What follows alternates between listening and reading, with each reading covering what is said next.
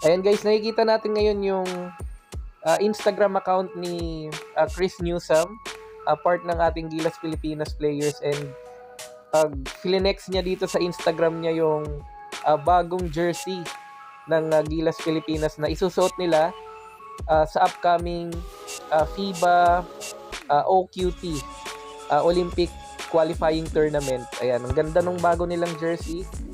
Kumbaga, nagpapahiyang yung Gilas Pilipinas para in preparation sa laban nila sa FIBA against sa Georgia and Latvia. Ayan. So, based sa mga nabasa nating article, in collaboration to with Nike, aside sa design nitong bagong jersey nila, meron din tong white version na syempre may touch din ng Philippine flag natin. So, maganda siya. Ang ganda. Sana kung gaano man kaganda tong jersey, ganun din kaganda yung mga maging resulta ng laban nila against Georgia and Latvia. So, suportahan natin yung ating Gilas Pilipinas. Maraming salamat.